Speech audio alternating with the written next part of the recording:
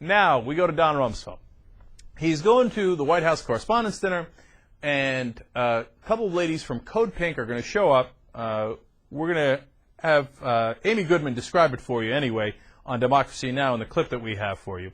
But for those of you who are on the radio and who can't see it or who are podcasting the show, the women are going to get in his face. They come one at a time. First, as he enters the lobby, he's all spiffy because he's there for the dinner. He's got his tux on. His wife is there with him.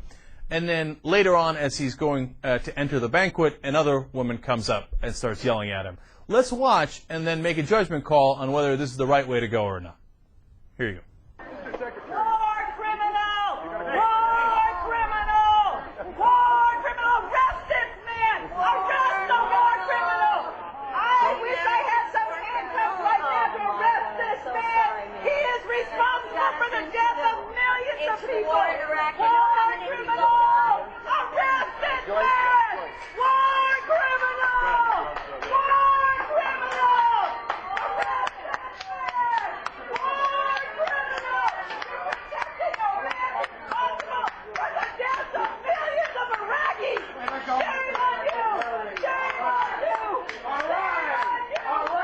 After Desiree Firouz was taken away by security, Medea Benjamin continued to walk alongside Rumsfeld down a staircase. She announced his arrival to a crowded room by again calling him a war criminal.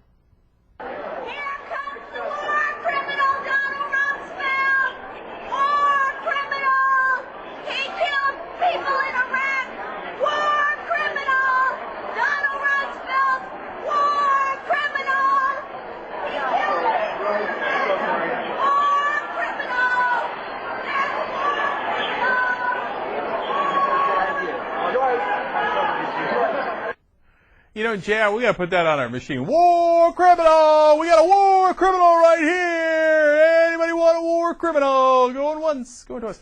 All right, I have mixed feelings on this. First, TYT Supreme Court Justice Jackson, is it the right thing to do or the wrong thing to do? Can I split the two? Because yes, the very first one, I didn't. I'm not co-signing for that one. Mm-hmm. I mean, she was a little too close. He's in his face. That's aggressive. I mean, even though you're not, she didn't touch him. You could tell that she knew that she's not going to touch him. She was very close. She was within 2 inches of his face. With her hands up, it looked like she was throwing up signs. She was like, war criminal. How we do? But yeah, I mean, if you're close enough to, if you're speaking, your spit can find someone's face, that's too close to me. Yeah. But the second one I thought was actually funny. It was, well, both of them are funny. But when she's walking downstairs with him behind her, like she's trumpeting in the arrival. The war criminal, here he comes. All she's doing is announcing it. I like Justice Jackson's spit precedent. If your spit can hit me, you're too close. Okay? It's not even spit, it's spittle, really. Because spit can go a long distance, but spittle, if your spittle can hear, then you're too close, can hit. All right, Chief Justice Godoy. I have to agree with JR. The first one seems a bit confrontational. Like she wants him to react to her. Mm-hmm.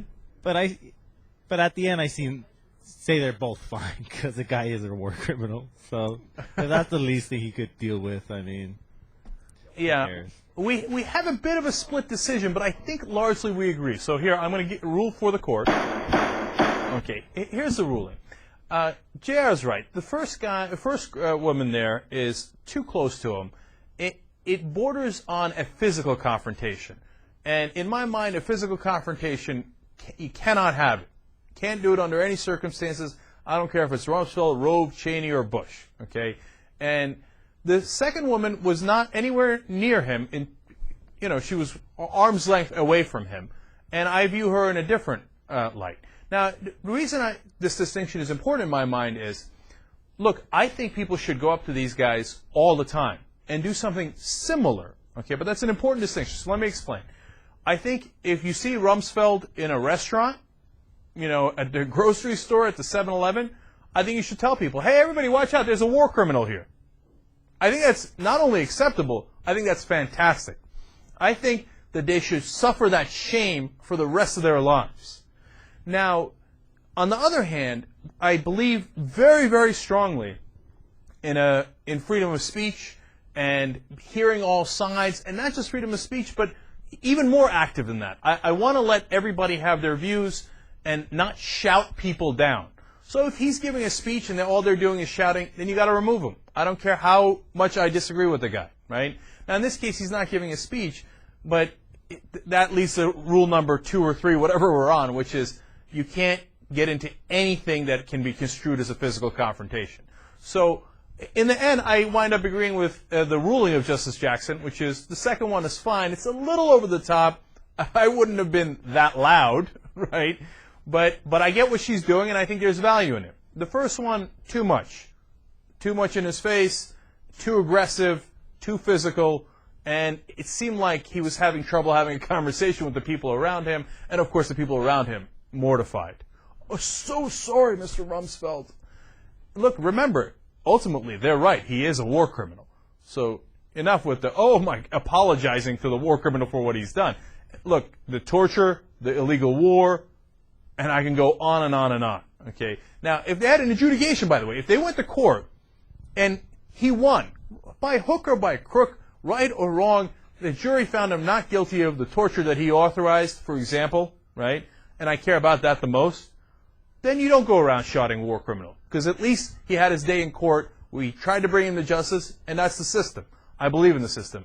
But if they're not going to bring him to court, the least we could do is shame them within bounds of reason. That is the TYT ruling on the matter, so it must be so.